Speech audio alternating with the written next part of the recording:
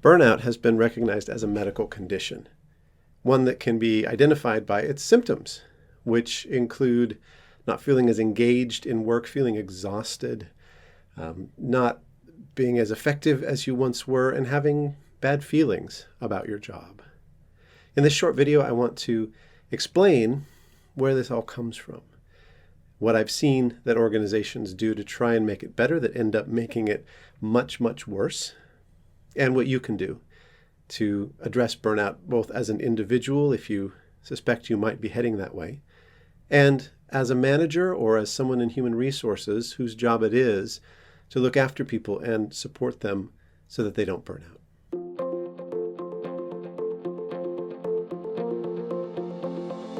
So first of all, because this is a medical condition, I want to say I'm not a doctor. This is not medical advice. I want to share with you my experience of working for more than a decade inside of organizations in a wide range of industries on individual effectiveness, on team effectiveness, and on well-being. I've seen some patterns in all of that. And the biggest pattern I've seen is that it fundamentally comes back to stress. The World Health Organization defines the cause of burnout. They say it's ongoing stress at work that's not been successfully managed.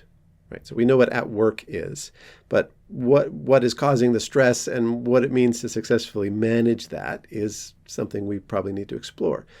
So there's a lot of different causes of stress. One of them is relationships. So if you're being bullied at work, for example, I really encourage you to deal with that, to address that directly with those that are around you that are meant to support you. And if you can't get the support you need, to move on. It could be really detrimental to your well-being. But there's another form of stress, and I've fundamentally come up with this definition that seems to hold true for most types of stress that lead to burnout, at least in my experience, and this is that stress is caused by pressure at work without support at work. So support can come from a lot of different places. Your colleagues are hopefully a source of support, your manager and those around you. There's another form of support that's entirely within your control wherever you are and available to you if you know how to avail yourself of it, and that is your own ability to organize and prioritize your work. Now, typical advice in the area of well-being and avoiding burnout involves things you might expect, like taking time off work, taking breaks, mindfulness. One that I advocate is keeping work in context, having some form of work-life balance, because after all, if your work is your life, then when work doesn't go well, it can feel like your whole life isn't going well. These are all great. I do think they work, but they only work to an extent, and particularly in this area of burnout, because they're not addressing the root cause, right? And the moment you're back in that situation where you have the increased pressure and don't have the appropriate support, you're back into an untenable situation. Something else that companies do to try to help people that might be experiencing burnout is they recognize that supporting their employees in being able to organize and prioritize their work better can help them manage stress, and they recognize that to do this you need systems. But the thing they do that makes things so much worse for everyone is that they bring in more software tools rather than bringing in true systems. That is, they bring in the tool, but they don't provide the education and training and support, and most importantly, they don't provide a methodology that you can use the tool with to actually get practical results in organizing and prioritizing your work. It's a bit like upgrading everyone in the company from a bicycle to an automobile, not providing driving lessons for anybody, and wondering why the accident rates have gone up and become so much more severe.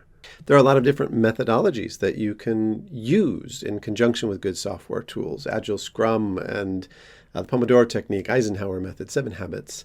There's loads of them, but the one I keep coming back to consistently because it works so well, and the one that I teach as a result of discovering how well it works, is called Getting Things Done, or GTD. And this methodology, as you might expect, addresses 3 really core aspects of reducing stress at work. And it really comes down to this: identifying what your work is, clarifying that work to the level of detail that you know what to do next, and building some kind of good system to help you keep focused on all of that. And the amazing thing about this is that taking charge individually of your prioritization and organization of work also allows you to do that crucial thing, which is to reach out to colleagues and managers and others around you to help them understand the support that you need to manage the pressure that you're under. The thing is, managers can't manage feelings. In fact, one of the scariest things you can do is come to a manager and say, I feel like I'm going to burn out. And this is partly because most of them just really don't know what to do with that. But if you can come to a manager and say, here's my projects, here's what I'm working on, here's where I'm feeling pressure in certain areas, here's the resources I think I need, and also I need your support in clarifying the relative priorities, what's more important than what. Well, that's a manager's job. And hopefully, if they're a good manager, they recognize that helping you create clarity about your priorities and allocating resources effectively so that they can retain you and support you and that you can do your best work is their job. The entire Getting Things Done methodology is outlined in a paperback book. So for the cost of a paperback, you can start implementing some of this. The mind sweep, the 2-minute rule, these things will provide pretty much instant relief.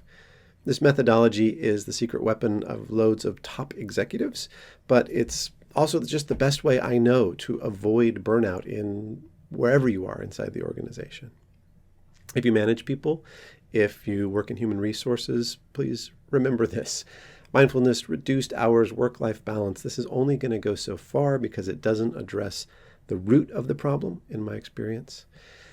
More software without more strategies about using this software effectively is going to make things worse. I think this may be why we're experiencing near epidemic levels of burnout, is not only the external circumstances, but this wrong approach to solving the problem. In order for people to feel supported, they need to feel like they have appropriate resources, and they need to feel like they have help in organizing and prioritizing their work under increased pressure. The best way I know to do this is the Getting Things Done methodology. So hopefully this has got you thinking about burnout, about why it's maybe so prevalent right now, what you can do about it to make it worse, to make it better. And it is so prevalent that if you're sensing that burnout may be a serious issue within your organization, it may not be that your organization is particularly troubled necessarily. It may just be that you're more perceptive and sensitive to the importance of this problem. And if that's the case, we'd love to hear from you about how we can bring in the Getting Things Done methodology to support you and to support your people in focusing on the right things in the right timing, in dealing with pressure appropriately, in reducing stress by creating greater organization and focus on priorities. Meanwhile, from me, from all of us, wherever you are right now, wishing you some strength and some solace for the journey ahead.